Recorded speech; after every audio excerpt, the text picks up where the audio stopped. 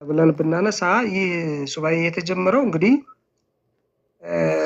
ከውድቀት በኋላ በመጀመሪያው ሰው በአዳም ነው የተጀመረ ይህ ሱባኤ ማለት ነው። አጀማመሩ ከዛ የመጣ ነው። እንግዲህ ቅዱሳን መላእክት አዳምን ለጸሎት መጸለይን እንዳስተማሩት የመጽሐፍ ቅዱስ ሊቃውንት ይናገራሉ። መላእክት ለአዳም ሱባኤያትን አስተምረውት እንደነበረ ሊቃውንት ቤተክርስቲያን ያስተምራሉ። በቅዳሴ ማርያም ትርጓሜ ላይ እንግዲህ ነገ ጀምሮ ቅዳሴ ማርያሙ ሲተረጎም እዛ እንደምታ ትርጓሜ ላይ ሊቃውንቱ ሲያመሰጥሩት የምትሰሙት ይሆናል፣ የምትረዱት ይሆናል። እንግዲህ አዳም ጥፋቱን አምኖ ስለ መጀመሪያው ሰው ስለ ቀደማዊ አዳም ሕይወትና አፈጣጠር በስነ ፍጥረት ደረጃ እንግዲህ ብዙ ጊዜ አባቶቻችን አስተምረዋል።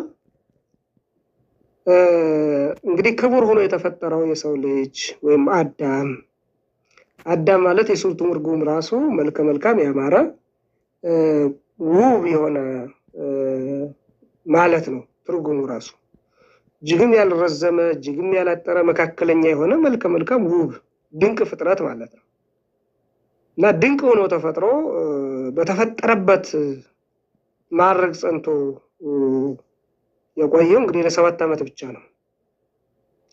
ለ7 ዓመት ብቻ ነው።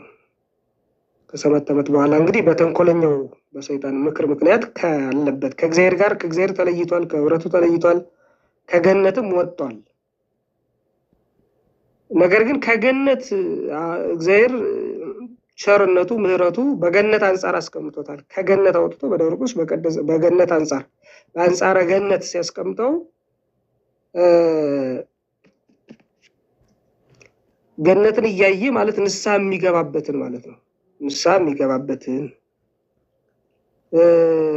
እድል እያመቻቸለት ነበርና አዳም ጥፋቱን አውቆ አምኖ ከባህር ውስጥ ሱባኤ በመግባቱ በመጸለዩ እግዚአብሔር በማይታበል ቃሉ ከ5 ቀን ተኩል በኋላ ከልጅ ተወልጄ አድንሃለሁ ሲል ቃል ኪዳን ገብቶለታል።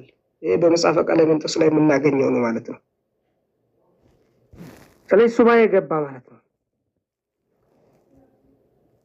እና የጀመረው ሱባኤ የተጀመረው በአዳም በቀዳማዊ ሰው በአዳም ነው ማለት ነው። አሁን አጀማመሩ ስንመለከት ከዛ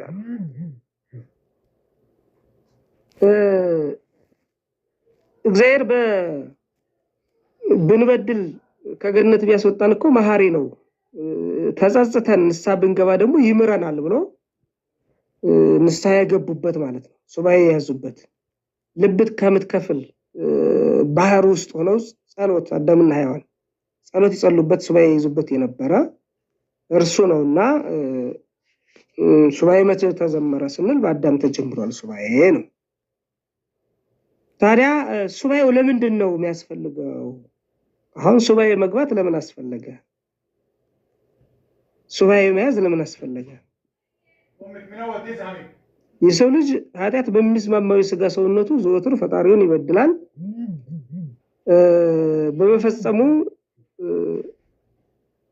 በፈጸመው በደል ደግሞ ህሊናው ይወቅሰዋል። ህሊና የሚባል ነገር አለ። ህሊና ወቃሽ፣ በጣም ከሳሽ ወቃሽ ነው ህሊናና ህሊናው ሲወቅሰው ይጸጸታል ማለት ነው። አሁን የምንጸጸት ለዛ ነው። ህሊናችን ይወቅሰናል።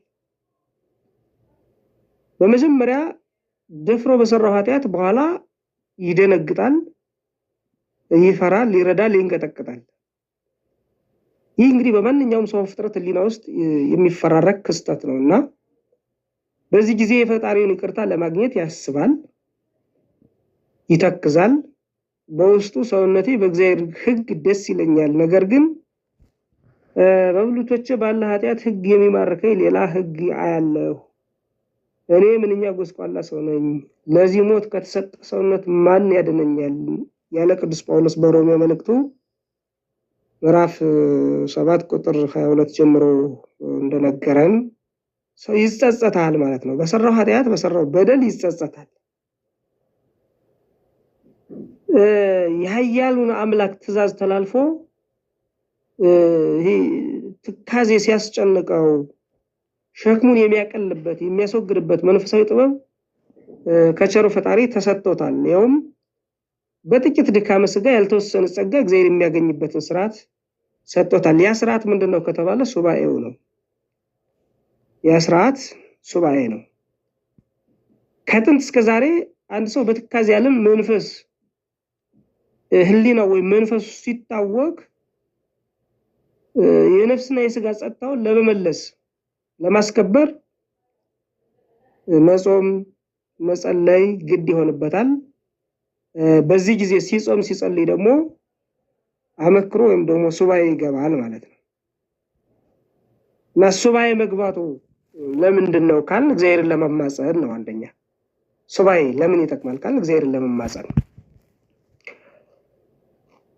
ሰው ሱባኤ ከሚገባበት መሰረታዊ ጉዳዮች አንዱ እግዚአብሔርን ለመማጸን ነው። እግዚአብሔርን ለመለመን ነው።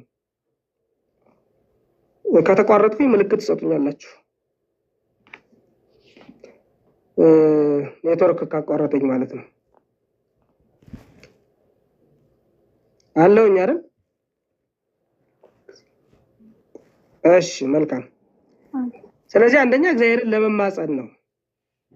ሱባኤ ለምን ስንል ለምን ያስፈልጋል ካል እግዚአብሔርን ለመማጸን ማንኛውም ሰው ሱባኤ ሲገባ በቁርጥ ወደ ፈጣሪ የሚያቀርበው ተማጽኖ ሊኖረው ይገባል፣ ይኖረዋልም ደግሞ ማለት ነው። ስለዚህ ምንም የምንጠይቀው የምንማጸነው ነገር ሳይኖር ሱባኤ ብንገባ የምናገኘው መልስ ሊኖር አይችልም እና ያለምንም ቅድመ ሁኔታ ያለምንም ዝግጅት ሱባኤ የሚገቡ ሰዎች ከሱባኤ በኋላ ምን እንደተመለሰላቸው ስለማያውቁት ወይም የሚያውቁት ነገር ስለማይኖር ሱባኤ በመግባታቸው የሚያገኙት ነገር አላወቁትም፣ አልተረዱትም፣ የሚያገኙት ነገርም አይኖርም ማለት ነው። ስለዚህ ሱባኤ የምንገባበት ዓላማንም ደግሞ በደንብ መረዳት ያስፈልጋል። ለምንድን ነው ሱባኤ የምንገባው የሚለውን ማለት ነው። ሱባኤ ከመግባታችን በፊት ቅድመ ሱባኤ የምንገባው ለምንድን ነው ማለት ራሳችንን መጠየቅ ይኖርብናል። ለምሳሌ አንድ ክርስቲያን በግል ሕይወቱ ዙሪያ ስለ ሀገሩ ሰላም፣ ስለ ጓደኛው ጤና፣ ስለ ቤተሰቦቹ ጤና፣ ስለ ቤተሰቦቹ ምንነት ሕይወት፣ ስለ ራሱ፣ ስለ ማህበረሰብ፣ ስለ ክርስቲያኖች አጠቃላይ ስላለው ነገር ፈጣሪውን ይማጸናል። በዚህ ጊዜ በግል ሕይወቱም ሆነ በሀገሩ ጉዳይ ለገባው ሱባኤ ወዲያውኑ መልስ ሊያገኝ ይችላል። እንዲሁም መልሱ ደግሞ ሊዘገይም ይችላል። በዚህ ጊዜ መታገስ ይጠበቅበታል ማለት ነው። ለምን ላቀረብኩት ጥያቄ ቶሎ መልስ አልተሰጠኝም በማለት ማማራር እግዚአብሔር መፈታተን ተገቢ አይደለም እና እግዚአብሔር ስራውን የሚሰራበት ለሚማጸነውም ደግሞ መልስ የሚሰጥበት የራሱ ጊዜ ስላለው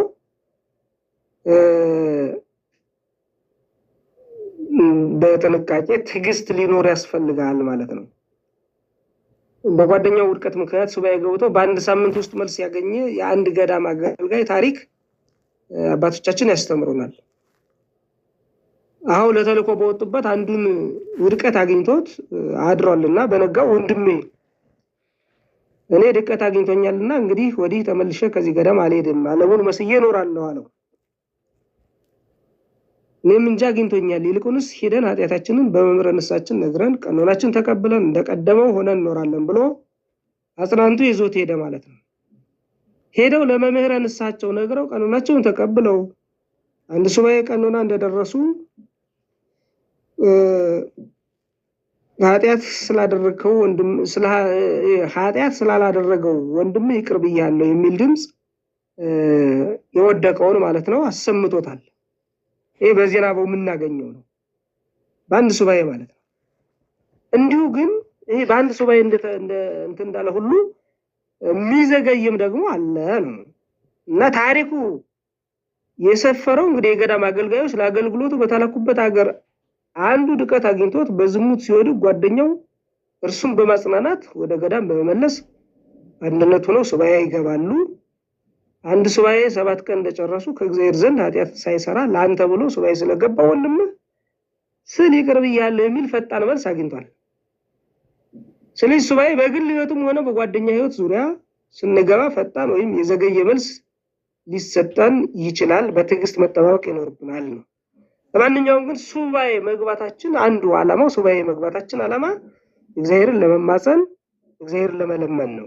ለምንድን ነው የምንማፀነው ስንል በግል ህይወታችን ዙሪያ ሊሆን ይችላል፣ በጓደኛችን ዙሪያ ሊሆን ይችላል፣ በቤተሰቦቻችን ዙሪያ ሊሆን ይችላል።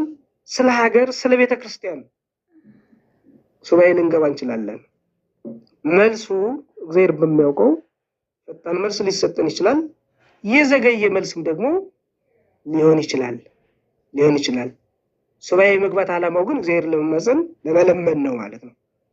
የመልሱ ሁኔታ ሊፈጥንም ቶሎም ሊሆን ይችላል፣ ዘግይቶም ሊሆን ይችላል። በዚህ ጊዜ ግን ትዕግስት ሊኖረን ይገባል ማለት ነው። ትዕግስት ሊኖረን ይገባል። ሁለተኛው የቅዱሳን በረከት ለመሳተፍ ነው። አሁን ሱባኤ ዓላማው የቅዱሳን በረከት ለመሳተፍ ነው። በተለይ በዚህ ችለት እንግዲህ በዚህ ሁለት ሱባኤ የእመቤታችን ጾመ ማርያም ስንጾም ያው ብዙዎቻችን ሱባኤ እንይዛለን። ከእመቤታችን ከቅድስት ድንግል ማርያም በረከት ረድኤት ለመካፈል ለመሳተፍ በረከት ለመሳተፍ ሱባኤ እንገባለን። በሌሎችም ጊዜ ከሌሎቹ ቅዱሳን በረከት ለመሳተፍ ማለት ነው።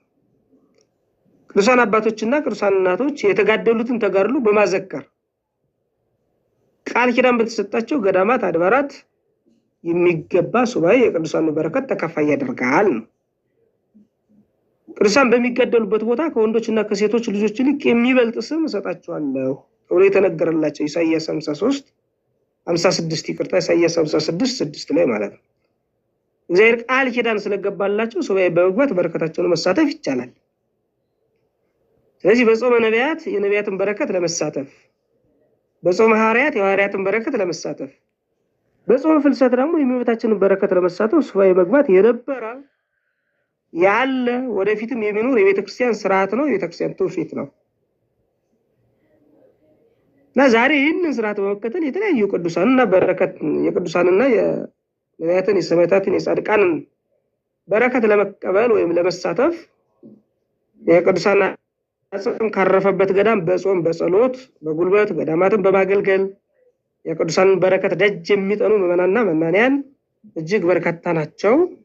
በዚህ ሱባኤ አሁን በምንቀበለው እንትንም በተለያዩ ቦታዎች ሄደው ሱባኤ የሚይዙ እህቶቻችን፣ ወንድሞቻችን፣ እናቶቻችን፣ አባቶቻችን በርካቶች አሉ።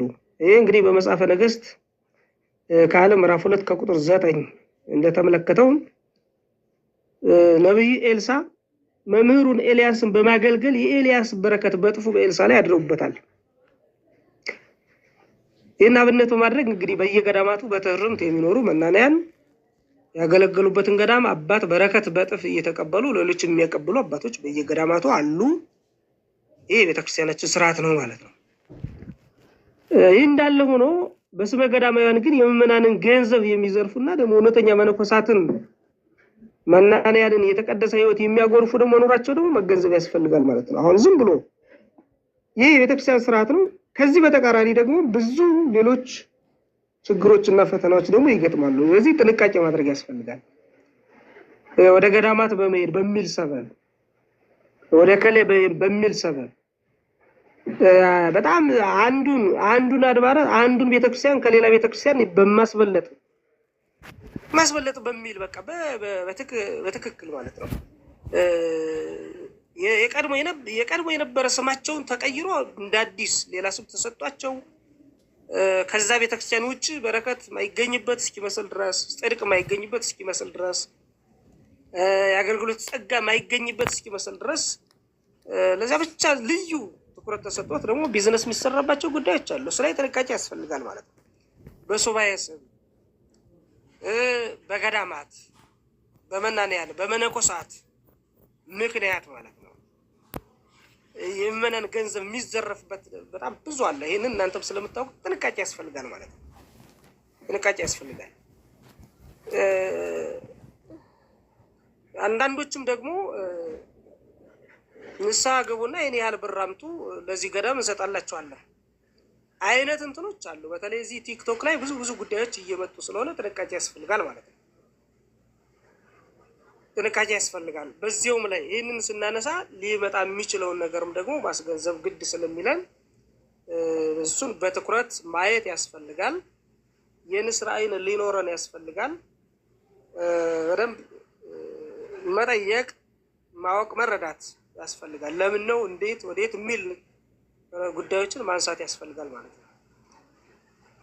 እና ሁለተኛ የቅዱሳን በረከት ለመሳተፍ ይጠቅመናል ማለት ነው። ሱባኤ ለምን እንደሚለው አንደኛ እግዚአብሔር ለመማፀን ነው። ሁለተኛ ቅዱሳን በረከት ለመሳተፍ፣ በሶስተኛ ደረጃ የተሰወረ ምስጢር እንዲገለጥልን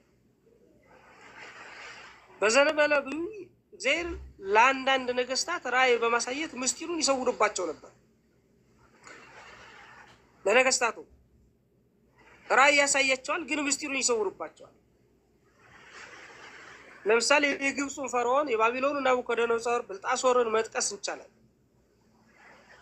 ይህ ዘፍጥረት 41 ላይ ያለውንና ትንቢተ ዳንኤል ምዕራፍ 4 ላይ እንዲሁም ትንቢተ ዳንኤል ምዕራፍ 5 ላይ ያለውን ተመልከቱት። እነዚህ ነገስታት በግል ህይወታቸውም ሆነ በመላው ዓለም ወደፊት ሊፈጸም የሚችል ራእይ ቢያዩም ቅሉ ራእዩን በትክክል ተረድተውት ግን እንዲሆናል ማለት ብቃት አልነበራቸውም። ስለዚህ በዘመናቸው ይኖሩ የነበሩትን ነቢያት ሱባኤ ገብተው የህልማቸውን ትርጉም እንዲነግሯቸው ይማጸኑ ነበር ማለት ነው።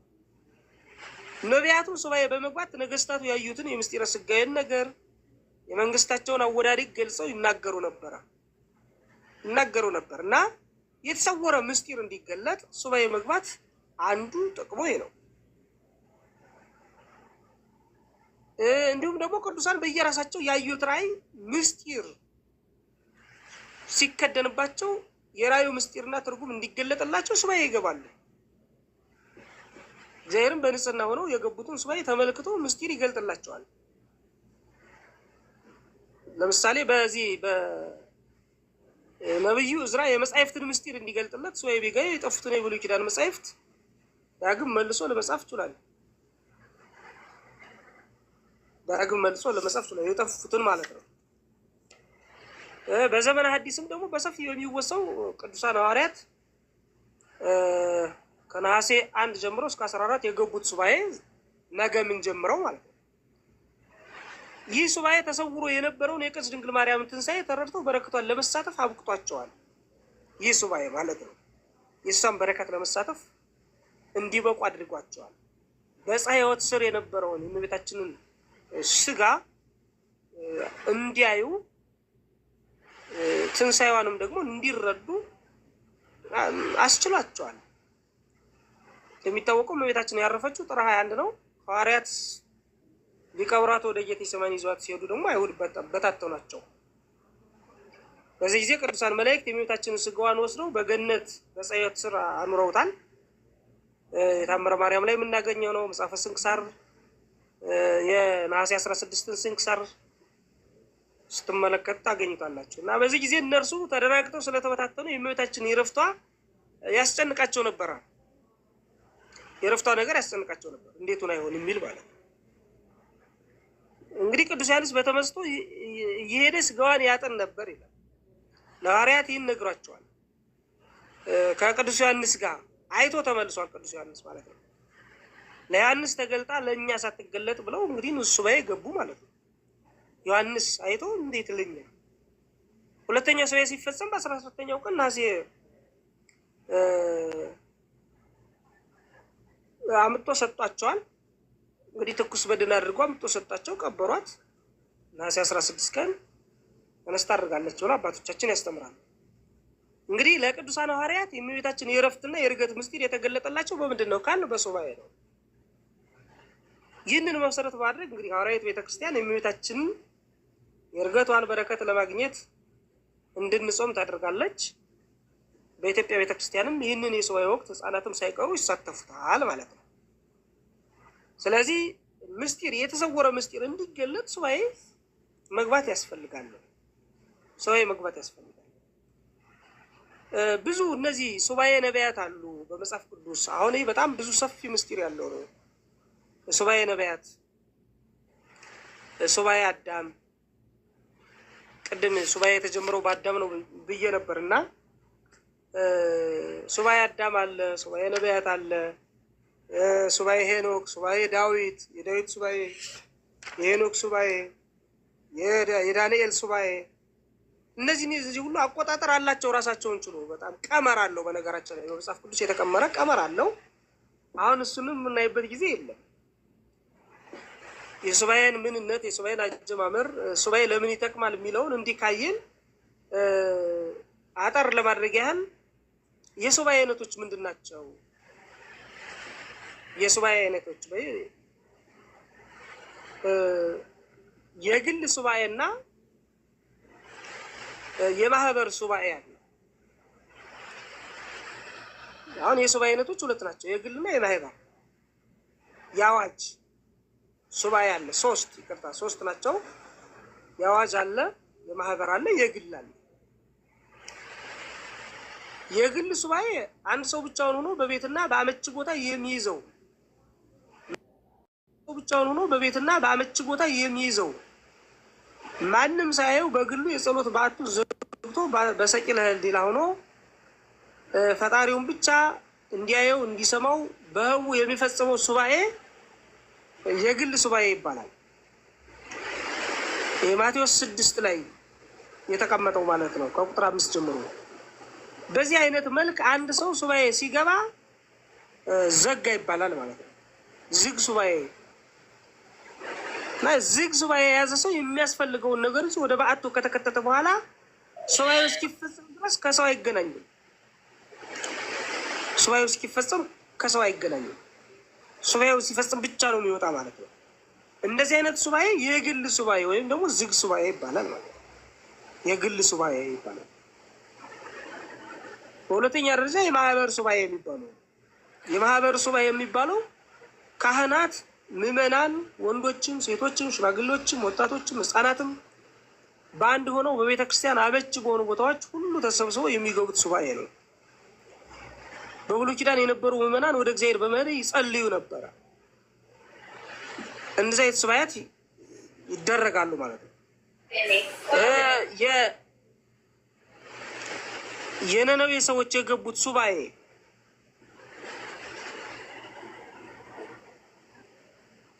የአዋጅ ሱባኤ የሚባለው ነው ማለት ነው። ይሄ ማህበር ሱባኤ ግን እንግዲህ ምዕመናንም ካህናትም ዲያቆናትም ተሰብስበው የሚገቡት ሱባኤ ነው።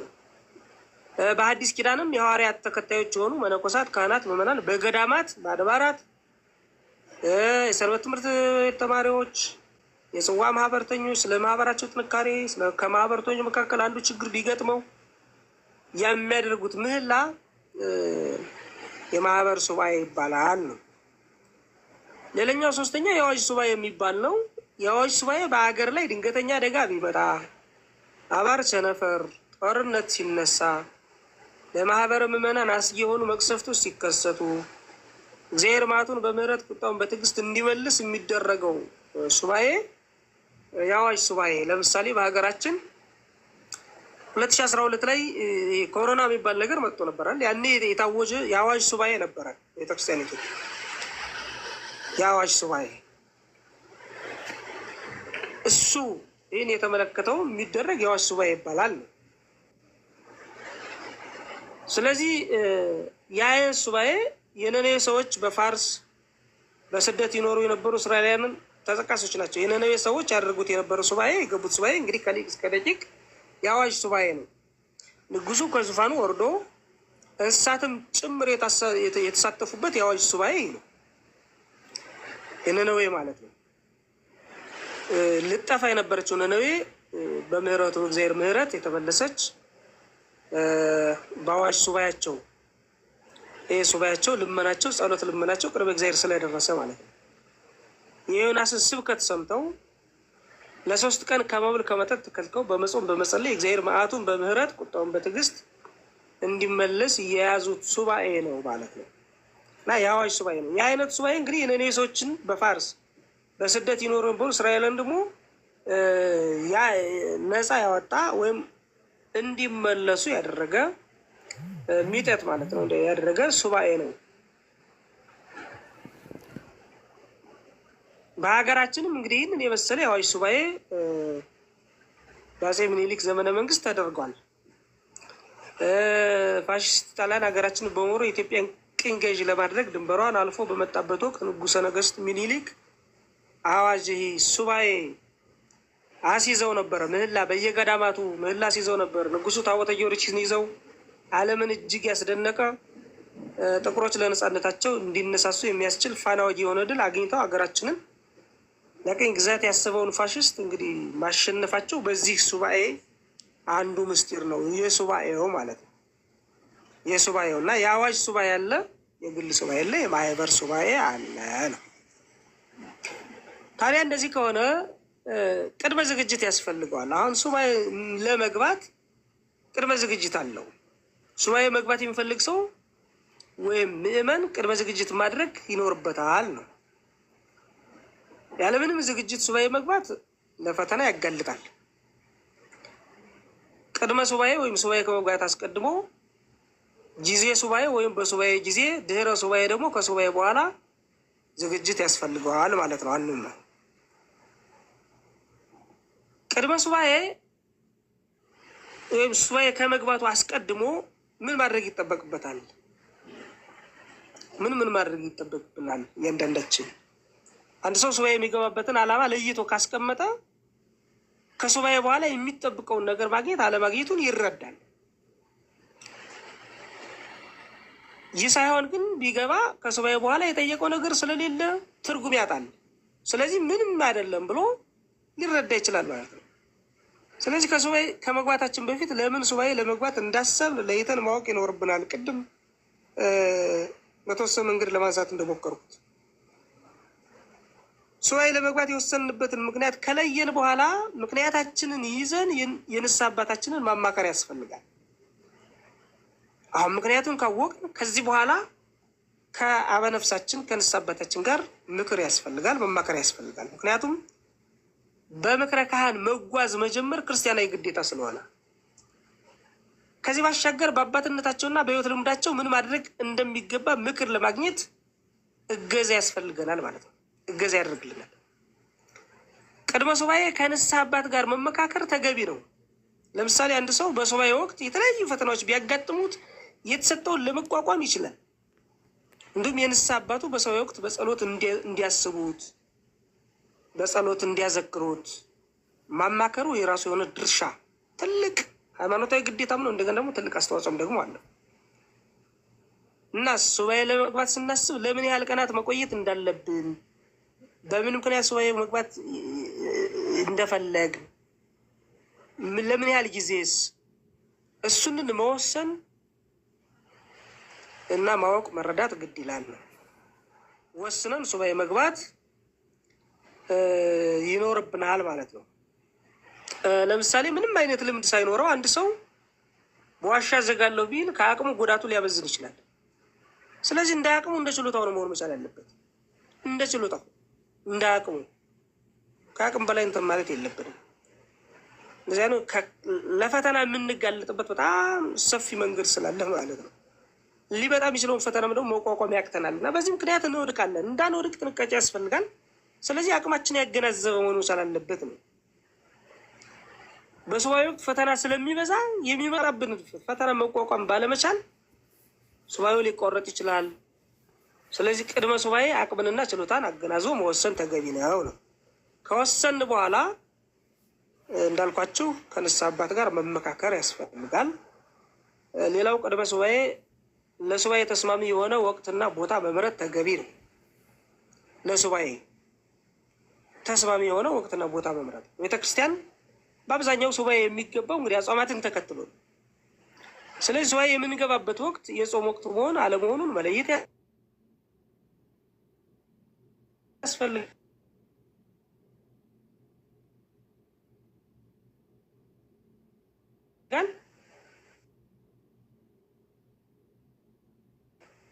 ይዙ ከአባቶቻችን ጸሎት ጋር ልመናችንን ጸሎታችንን ሊያደርግ ይችላል። ይህ እምነታችን ነው። ስለዚህ ወቅትን ለይቶ ማወቅ ያስፈልጋል ነው። እዚህ ላይ እንግዲህ ከወር አጽዋማት ውጭ ሱባኤ አይያዝም የሚል አቋም የለም። በነገር ከአጽዋማት ውጭ ሱባኤ አተያዙ ለማለት አይደለም፣ ግን ምቹ የሆነው በጣም ለእኛ የተሻለ የሚሆነው የትኛው ነው የሚለውን መወሰን ያስፈልጋል። ምክንያቱም አንድ ሰው ፈተና ካጋጠመው በማንኛውም ጊዜ ሱባኤ የሚይዝበት ቦታ መምረጥ ስለሚችል ብዬ ነው።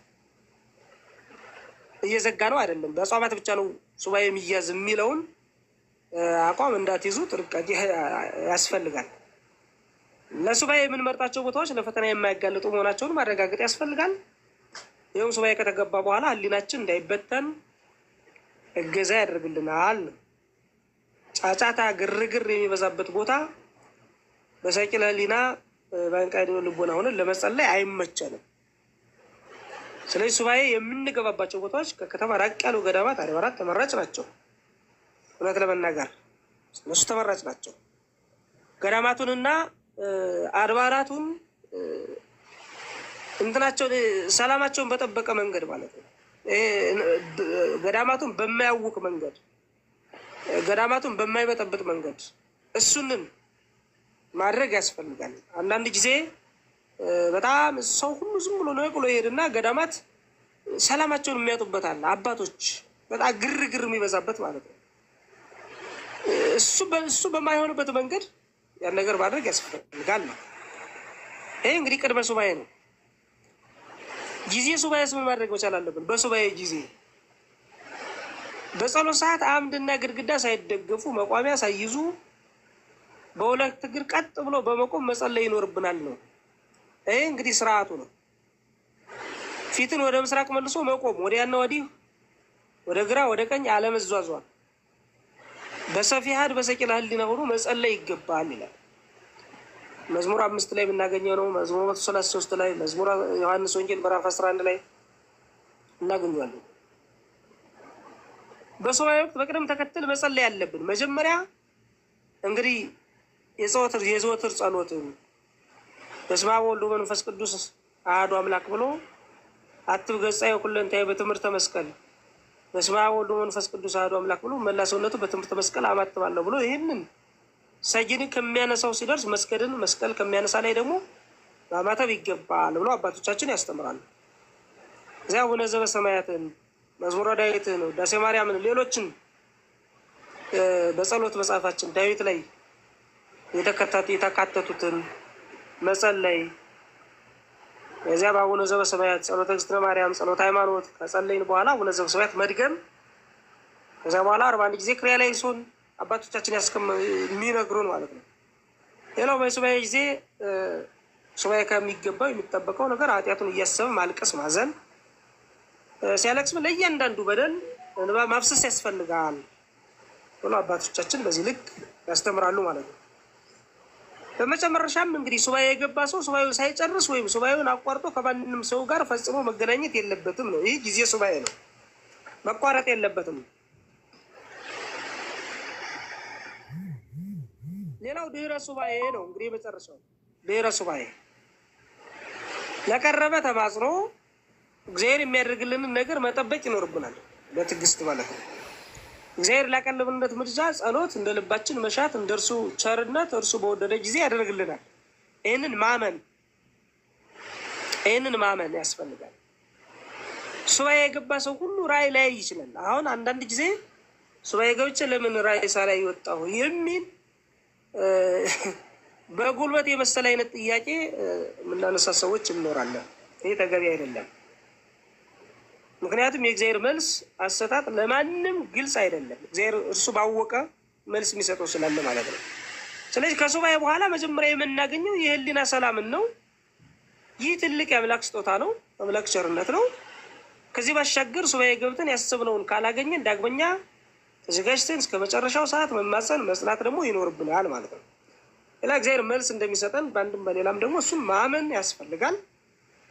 በዚህ መንገድ ከቅድመ ሱባኤ እስከ ድሮ ሱባኤ ያለውን እንዲያው ባጭሩ ለማየት ሞክረናል ማለት ነው። የሱባኤ ጊዜ ስለሆነ ነው ይህንን ለማንሳት የፈለጉትኝና አባቶቻችን በነገሩን ባስተማሩን ልክ እንግዲህ የሱባኤ ምንነቱ የሱባኤ